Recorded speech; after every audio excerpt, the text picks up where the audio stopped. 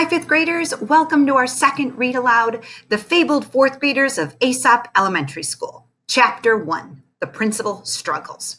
The soon-to-be fourth graders at Aesop Elementary School had a reputation for being precocious, said their former first grade teacher, Miss Bucky. She ground her teeth.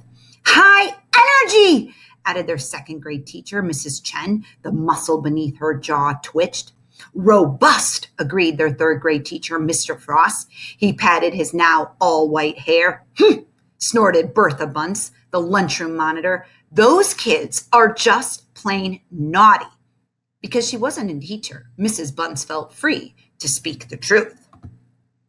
Mrs. Bunce was so right. So special were the incoming fourth graders that no teacher dared set in foot in what would soon be their classroom. Not for the love or money, shivered Miss Bucky. Not for all the tea in China, shuddered Mrs. Chen. Ye gods, no, yelped Mr. Frost. It was the last day of summer vacation, and Mrs. Struggles, Aesop Elementary's principal, was at her wit's end. School starts tomorrow, and I still don't have a fourth grade teacher, she moaned. What am I going to do? Have you placed a want ad? Suggested Miss Bucky. Spoken with the superintendent? Suggested Mrs. Chen. Talked with the school board? Suggested Mr. Frost. Mrs. Bunce snorted again. Call a zookeeper. Mrs. Struggles ignored the remark. Defeated, she shuffled into her office and flopped into her chair.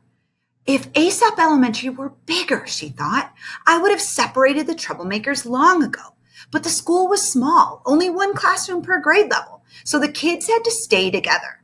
Rubbing her throbbing temples, she sighed, How I wish a teacher would walk through that door. At that precise moment, a breeze blew through the principal's office. It rustled the papers on her desk, rattled her window blinds, and flung open the door to reveal a tall, dark man wearing a pith helmet and clutching a copy of the morning's want ads. I am Mr. Jupiter, he said. I have come about the teaching job. Mrs. Struggles rubbed her eyes. Was this a dream, she wondered? But no, Mr. Jupiter was still there. You are looking for a fourth grade teacher, aren't you? He asked. Mrs. Struggles nodded, her spirits suddenly soaring. Waving Mr. Jupiter into a seat, she said, Tell me a bit about yourself. Where to begin? He replied. My first job was an assistant dog groomer aboard King Bernard's yacht, the SS Pooch, anchored off the Dalmatian coast. After receiving my degree in nanothermal economics from Dummer University, I led an expedition in search of the dodo bird. Later, I conducted the Timbuktu Philharmonic Orchestra, worked as a translator for Bigfoot, became the first man to ski down Mount Everest, collected mummified cats in Egypt, and discovered the lost city of Atlantis. He smiled, among other things. Mrs. Struggles tapped her desk with a pencil. He certainly sounded interesting. Do you have any teaching experience? She asked. Some, replied Mr. Jupiter. I was head tetherball coach at Matilda Jane School for Prim and Proper Girls in Las Vegas, as well as a swimming instructor at Loch Ness Middle School. I also taught Swahili as a second language at Dugelhorn Elementary in Switzerland, hula dancing at Balderdash Academy for Boys in London, and organic geochemistry at Harvard. He smiled again, among other places. Mrs. Struggles tapped her desk some more. He sounded experienced, but... Have you worked with high-energy students? Oh, I studied for a year at the Coochie Coochie Institute for Misbehaved Monkeys, said Mr. Jupiter. He smiled a third time, among other schools. Mrs. Struggles kept tapping. Is there anything else you'd like to add? She finally asked. Mr. Jupiter shook his head. Nothing important, he said, although you might be interested to know I attended 5th grade at this very school. Mrs. Struggles stopped tapping. You did? She exclaimed. Really? Who was your teacher? Her question caused Mr. Jupiter to turn as white as his whale-toothed necklace. But Mrs. Struggles didn't notice. Leaping to her feet, she cried, Why didn't you tell me this earlier? She extended her hand. You're hired. Welcome back to Aesop Elementary, Mr. Jupiter. Chapter 2, Mr. Jupiter Goes Forth. On the first day of school, Mr. Jupiter wrote his name on the blackboard. Welcome to 4th grade, he said to his 19 new students. I am your teacher, Mr. Jupiter. Jupiter, replied Humphrey Parrot. Jupiter? That's a funny name. It's not as funny as Pluto, said Bruce Vanterbanter, or Uranus, added Lenny Whittier. The boys high-fived. Mr. Uranus, Mr. Uranus, Mr. Uranus. They glanced at the new teacher, waiting for a reaction. But Mr. Jupiter just smiled. I'm so glad to know my students have a sense of humor, he said. Then, pop! In the back of the room, Bernadette Braggadocio peeled a glob of pink bubblegum off of her nose and shoved it back into her mouth. She chomped, smacked, and pulled long, sticky strings from her mouth. Then she huffed and puffed and peered over the top of her bubble at the new teacher. She waited for a reaction. But Mr. Jupiter was still smiling.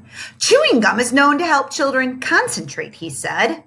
Then, down by the banks of the hanky-panky where the bullfrogs hop from banky to banky and the mama frogs get so cranky that they give their tadpoles a spanky. On the other side of the room, Missy Place and Rose Clutterdorf smack, slap, clapped their hands to the rhythm of their words. But their eyes were on the new teacher, waiting for a reaction. Mr. Jupiter was still smiling. What a wonderful exercise for improving eye-hand coordination, he said. Then, I know a poem, shouted Lillian Diddy, Lil for short. Want to hear it? And she waxed poetic. Oh, homework, here's the true scoop. It takes so much time that I can't even poop, hollered Hamilton Sandwich, Ham to his friends. Did you know that the dung beetle rolls berries and eats poop? Isn't that fascinating? Dung beetles are my newest hobby. I'd rather study them. Play ball, shrieked Jackie Jumball. She tossed a crumpled piece of paper to Calvin Tallywong, who lobbed it to Amisha Spellwaldy, who bumped it to Emberly Everclass, who juggled it onto Rachel Piffle's desk, mumbled Rachel. She blushed and swept the paper into trash cans. 2 points, shrieked Jackie. Rah, cheered Ashley Anderson. Rah, cheered Ashley Brown. Shish, boom, blah, blah, blah, mocked Ashley Zamboni. What's the matter, teased Lenny? Don't you want to cheer like the other girls? I'm a boy, hollered Ashley Z, and don't you forget it. Behind them, Victoria Sovane smirked. You guys are so obnoxious. She tossed a golden curl over her shoulder and glanced at the new teacher. The entire class waited for a reaction. Incredibly, Mr. Jupiter was still smiling. You are a unique group of children, he remarked. At that moment, Mrs. Struggles knocked on the classroom door. May I speak with you a moment? She said to the new teacher. Mr. Jupiter followed her into the hall. Left alone, the fourth graders looked at one another. What's with this guy? Emberly finally said. He doesn't get upset about anything. Yeah, he doesn't get upset about anything, repeated Humphrey. Bernadette folded a fresh piece of gum in her mouth. I think it's time we took the direct approach. The others let her words sink in. The direct approach? Everyone knew what could happen if they took the direct approach. Last year in third grade, Victoria had talked directly back to Mr. Frost. She had spent 30 minutes in Mrs. Struggles' office. The year before in second grade, Bruce had drawn a naughty picture of Mrs. Chen and pinned it directly onto the back of her blouse. He had spent an hour in Mrs. Struggles' office. And the year before that, in first grade, Ham had directly bit Miss Bucky on the foot after she refused to give him a second cheese stick. He had spent the next 4 Fridays talking with Mr. Sigmund, the school counselor. Was rattling the new teacher worth that kind of risk? We have to let him know who's boss, urged Bernadette. Otherwise, he'll try to control things all year. So what do we do? Asked Rose. We could put a tack on his chair, suggested Calvin. Good thinking, said Bernadette. Anyone else? We could pelt him with spitballs, said Jackie. Ooh, yeah, great, said Bernadette. Other ideas? We could tie his shoelaces together, said Melvin Moody. As usual, everyone ignored him. I know, said Humphrey. We could loosen all the screws in his chair. When he sits down, Mr. Jupiter lands on his moon, howled Lenny. I love it, said Victoria. It's brilliant, said Missy. Moon, laughed Melvin. The others ignored him. Then Stanford Benet, who had been silent the whole time, spoke up. Get serious, he sniffed. Which of you is brave enough to put the tag on his chair? Ashley Z looked at Missy. Missy looked at Bernadette. Bernadette looked at Victoria. Oh, no, she said. No. I spent way too much time in Mrs. Struggles' office last year. And who, Stanford went on, is bold enough to pelt him with spitballs? Victoria looked at Melvin. Melvin looked at Rachel. Rachel looked at Bruce. No way, he said. I learned my lesson. And who, Stanford continued, knows how to unbolt a chair? Jackie looked at Calvin. Calvin looked at Amisha. Amisha looked at him. Forget it, he said. I'm cured. At that moment, Mr. Jupiter stepped back into the room. He clapped his hands. Enough with introductions, he said briskly. It's time we got to work. Everyone, please take out a piece of paper. We are going to take a pop quiz on the Italian Renaissance. The children groaned. And Bernadette, the new teacher added, spit out that gum. Moral of the story, it is one thing to talk about it, another to do it. I hope you enjoyed these 2 chapters. See you tomorrow.